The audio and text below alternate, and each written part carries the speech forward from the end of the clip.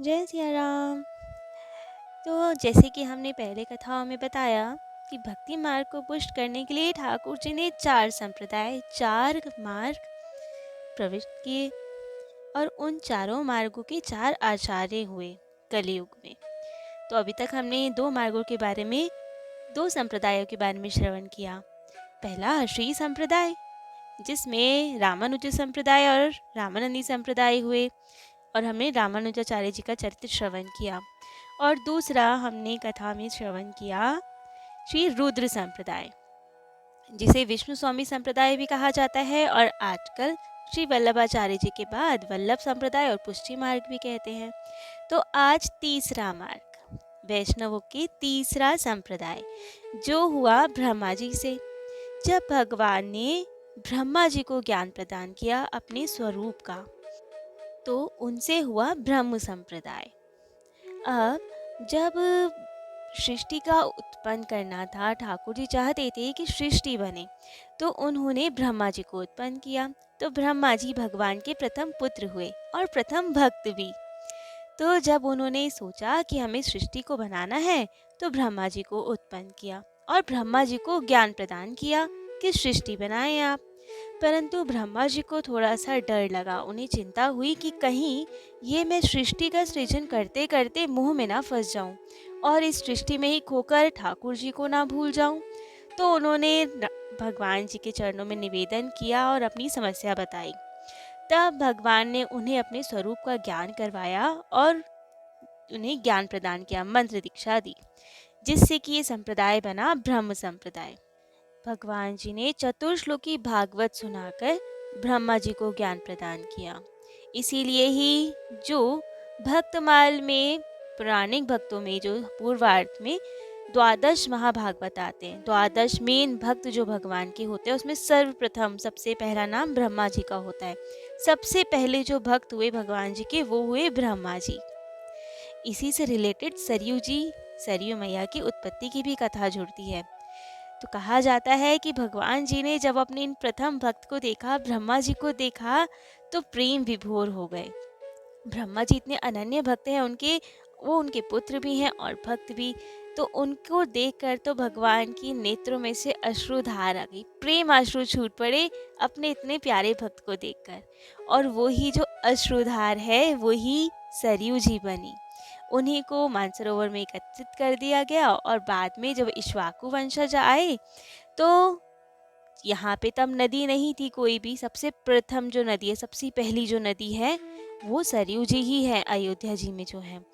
तो तभी वशिष्ठ जी से प्रार्थना की गई वहाँ के राजाओं द्वारा कि यहाँ पे तो कोई जल स्रोत ही नहीं है, उसके बिना जीवन कैसे होगा। तो वशिष्ठ जी ने फिर प्रयास किया और उनके द्वारा ही वहाँ मानसरोवर से सरयू जी यहाँ अयोध्या जी तक आई। तो इसलिए सरयू जी को नेत्रजा भी कहा जाता है, क्योंकि वो ठाकुर जी के नेत्रों से उत्पन्न हुई है और सबसे पहली नदी है वो। गंगा जी से भी बहुत पहले उनकी उत्पत्ति हुई। तो अग्रजा है वो। सरयू मैया की महिमा इतनी अनंत है कि हर जगह, हर शास्त्र पुराण, सब जगह इनकी महिमा बताई गई है कि कितना भी आप गंगा स्नान कर ले या किसी भी नदी में स्नान कर ले, परंतु सरयू जी की महिमा तो अपार है। केवल उनके दर्शन मात्र से ही सारे पाप नष्ट हो जाते हैं और करोड़ों स्नानों का फल प्राप्त होता है। तो अब ठाकुर जी के तो नेत्रों में से अश्रुधार फूटी ही, और साथ ही ब्रह्मा जी भी खूब ठाकुर जी देख को प्रसन्न हुए, प्रेम विवल हुए और कहा कि भगवान, मैं ये सृष्टि की रचना करूँगा तो कहीं इसी मोह पाश में ना फंस जाऊँ।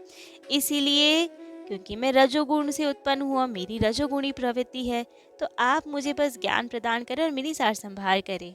इसलिए ठाकुर जी ने 4 श्लोकी भागवत जी में उन्हें ज्ञान प्रदान किया और ये ब्रह्म संप्रदाय उत्पन्न हुआ। अब ब्रह्मा जी से 4 ऋषि उत्पन्न हुए और उसमें सबसे छोटे जो थे वे थे नारद जी, जो स्वयं भक्ति के स्वरूप माने जाते हैं। नारद जी ने विरक्त वेश धारण किया और विरक्ति भाव से ही खूब भजन साधन करते थे।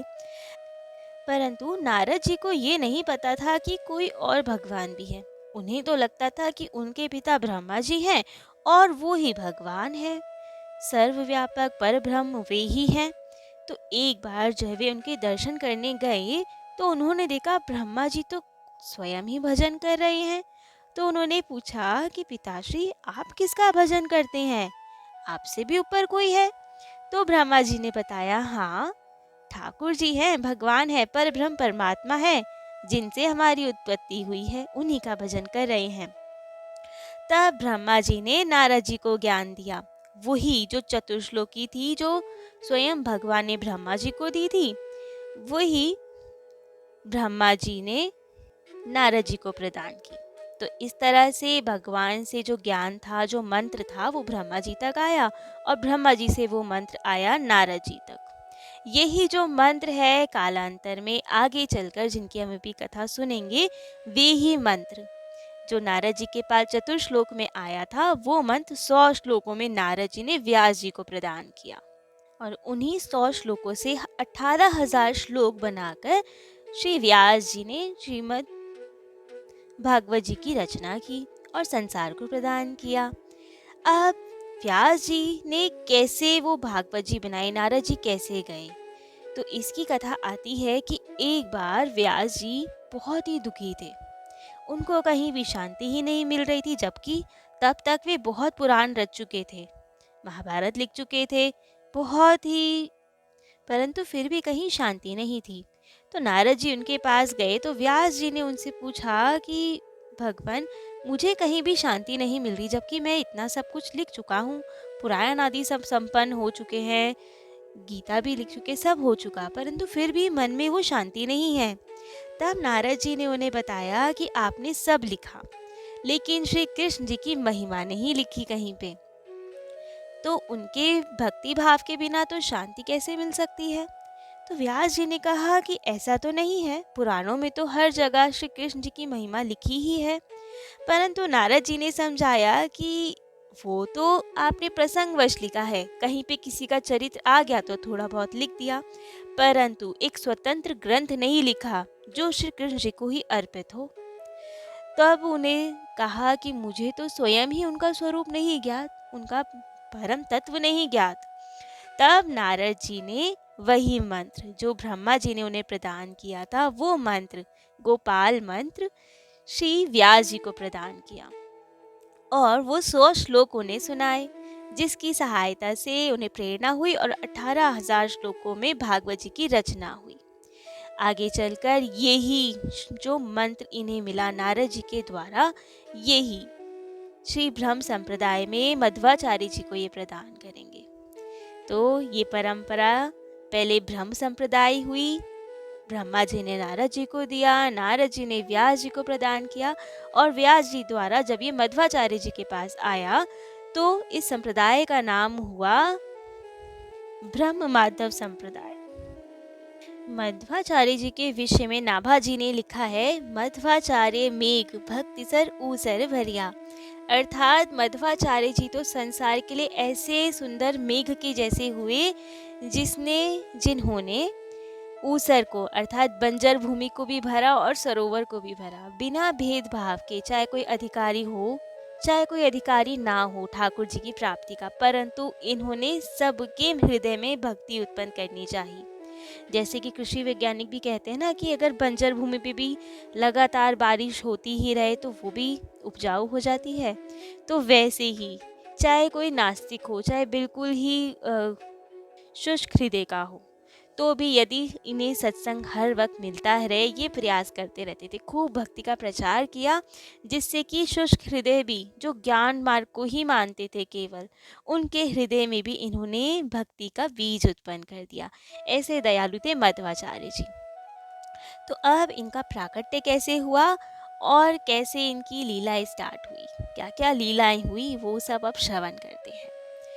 तो मध्वाचार्य जी का प्रादुर्भाव, उनका जन्म दक्षिण भारत में हुआ, कर्नाटक प्रदेश में धनुष तीर्थ अर्थात रामेश्वरम के पास पापनाशिनी एक नदी थी, उन्हीं के तट पर पाजिका नाम के क्षेत्र में इनका जन्म हुआ। इनकी माता का नाम था वेदवती और पिताजी का नाम था मध्यगे भट्ट।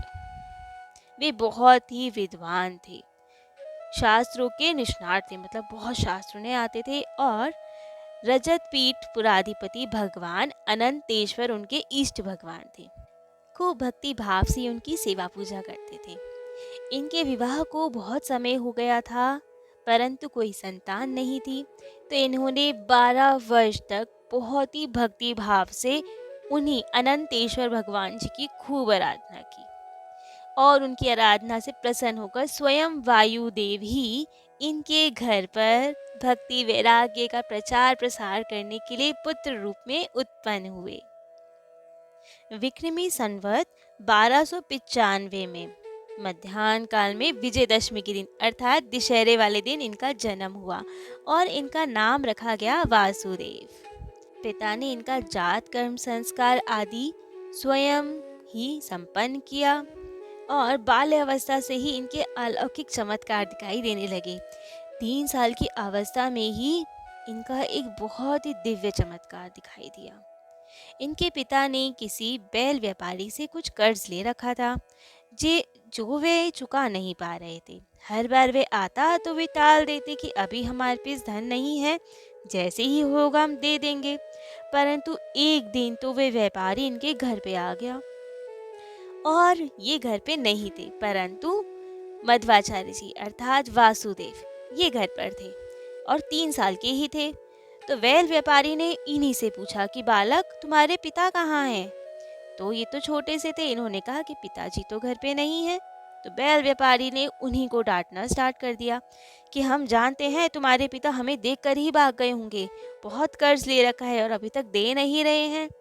यदि ऐसा ही हुआ तो पिता से बोल देना उनके घर में बंधे हुए बैलों को हम ले जाएंगे और हम समय नहीं देंगे। तो मध्वाचार्य जी तो अलौकिक थे, उन्होंने कहा कि आप तनिक ठहरिए, हम अभी आते हैं, और गए रसोई में और एक मुट्ठी अनाज ले आए। अनाज लाकर इन्होंने उन व्यापारी के हाथ में दे दिया। अब माता को और इनको तो वो अनाज ही दिख रहा था, परंतु अब ये अलौकिक इनके हाथ लगते ही जैसे ही इन्होंने अनाज उस व्यापारी के दिया तो वो अनाज मणिमाणिक्य में बदल गया और तो वो बहुत प्रसन्न और अपने घर को आ गया और फिर कभी पुनः लौटकर इन्हें किसी को भी परेशान नहीं किया। अब जब इनके पिता के पास पैसों की व्यवस्था हो गई तो ये व्यापारी के पास गए और कहा कि हमें क्षमा कीजिए, आपका कर्ज उतारने में बहुत विलम्ब हो गया, परंतु अब पैसों का इंतजाम हो गया है तो अब हम कर्जा उतारने आए हैं। परंतु व्यापारी ने तो कहा कि नहीं नहीं, गलती तो हमारी है, हमें पता ही नहीं था आप इतने अमीर हैं, आपके घर पे तो मणिमाणिक के भरे पड़े हैं, आपने कर्जा क्यों लिया फिर? उन्होंने कहा कि क्या बात कर रहे हैं आप? तब उन्होंने बताया कि आपके तो छोटे से बालक ने जो अनाज दिया था मुझे एक मुट्ठी, वो अनाज नहीं, वो तो मणिमाणिक के था। अब तो इन्हें विश्वास ना हो कि ये कैसे हो गया, परंतु अब जब व्यापारी स्वयं ही कह रहा है तो ये क्या करते, आ गए घर पर।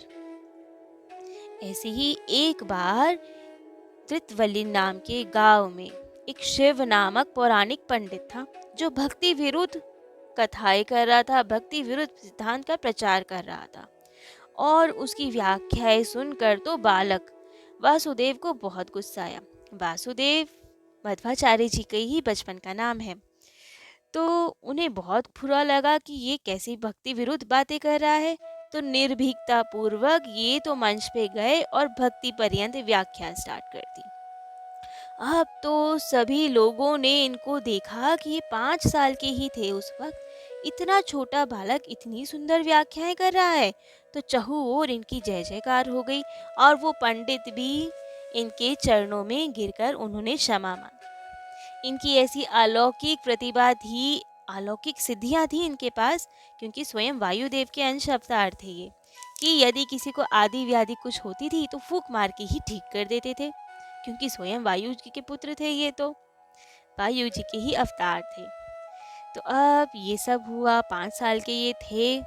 थोड़े समय बाद माता पिता ने इनका उपनयन संस्कार किया और इन्हें गुरुकुल भेज दिया। अब जैसे राम जी के लिए कहा जाता है, गुरु गृह गए पढ़न रघुराई, अल्पकाल विद्या सब पाई, वही था इनके साथ। गुरुकुल तो गए, परंतु बहुत कम समय में ही सारे शास्त्र वेदांत सब का इन्हें बोध हो गया और बहुत जल्दी ये पढ़ चुके। अब तो इन गुरुदेव ने आज्ञा दी कि ठीक है, आपकी पढ़ाई पूरी हुई, आप घर जा सकते हैं। परंतु इन्होंने कहा कि गुरुदेव आप दक्षिणा बताएं पहले, बिना दक्षिणा के हम कैसे जा सकते हैं। तो गुरुदेव अब इनकी प्रतिभा तो समझ चुके थे। उन्होंने कहा कि हमें कोई दक्षिणा नहीं चाहिए, केवल आप अपने स्वरूप का बोध हमें कराइए कि आप कौन हैं। तब इन्होंने अपने स्वरूप का बोध कराया और उन्हें पता लगा कि ये स्वयं वायुदेव ही हैं। तब इन्होंने कहा कि ये तो ठीक है गुरुदेव, लेकिन आप दक्षिणा बताएं। तब गुरुवर ने कहा, जिस हेतु आप यहाँ अवतार लिए हैं, भक्ति का प्रचार करने हेतु ना, तो बस मुझे वही सरल कृष्ण भक्ति ही प्रदान कीजिए गुरु दक्षिणा में। तब तो इन्होंने गुरुदेव को कृष्ण भक्ति ही दक्षिणा रूप में प्रदान की और घर की ओर आशीर्वाद लेकर आ गए उनका। 7 वर्ष के ही थे और इनकी सारी शिक्षा संपन्न हो चुकी थी। अब ये घर में खूब माता पिता की सेवा करते थे। जब ये 11 वर्ष के हुए, तब तो इन्हें ये बोध हुआ कि अब मैं किस कारण से यहाँ आया हूँ और अब मुझे वो कार्य पूर्ण करना है। इन्हें मन में बहुत विकलता कि मैं भक्ति का प्रचार करने आया हूँ, तो अब मुझे अपने उस कार्य को संपन्न करना चाहिए। तो ये गए माता पिता के पास और उनसे बोला कि माँ पिताजी, अब मुझे संन्यास लेने की आज्ञा दीजिए। अब छोटा सा बालक 11 वर्ष का कोई संन्यास लेने के लिए कहे तो माता पिता की तो क्या दशा हो। माता पिता को लगा कि इन्हें क्या हो गया है। वैसे ही वृद्धावस्था में इनका जन्म हुआ था। तो माता पिता तो बहुत गुस्सा किया कि क्या भाव है और क्या कहना चाह रहे हो तुम्हें पता भी है संन्यास होता क्या है। तो इन्होंने समझाया कि हाँ, मैं जानता हूँ संन्यास क्या होता है और मेरा अवतार, मैं धरती पर आया हूँ कुछ विशेष कार्य करने के लिए। बिना आपकी आज्ञा के संन्यास ग्रहण नहीं कर सकता, परंतु संन्यास तो मुझे चाहिए। माता पिता ने मना किया तो इन्होंने कहा कि बिना आज्ञा के मैं जानता हूँ मैं नहीं ले सकता, वो सफल नहीं होगा संन्यास, शास्त्र आज्ञा भी नहीं है। परंतु यदि आप मुझे घर में रोक भी लेंगे तो आप समझिए कि मेरा यहाँ जन्म लेना ही व्यर्थ हो जाएगा। वैसे भी मैं आपकी कोई मनोकामना पूरी नहीं कर पाऊंगा, क्योंकि गृहस्थ जीवन में मैं प्रवेश नहीं करूंगा। मैं कोई संसारिक कार्य नहीं कर सकता। मैं जिस उद्देश्य से आया हूँ वही उद्देश्य मैं करके रहूंगा। अगर आप मना करेंगे तो ठाकुर जी कोई ऐसा बानक बनाएंगे जिससे वो कार्य सिद्ध हो, परंतु संन्यास तो मुझे लेना ही है। अब तो माता पिता सुन के हैरान कि कैसी बातें कर रहा है ये 11 साल का बालक, लेकिन ये जिद पे कि मुझे तो संन्यास लेना ही है। आप कृपा कर हर्षपूर्वक सहर्ष आज्ञा दीजिए। अब माता पिता क्या करते हैं, इन्हें आज्ञा मिलती है या नहीं मिलती, या कुछ लीला होती है, ये सब हम कल श्रवण करेंगे। आज के लिए इतना ही। जय जय श्री सीताराम।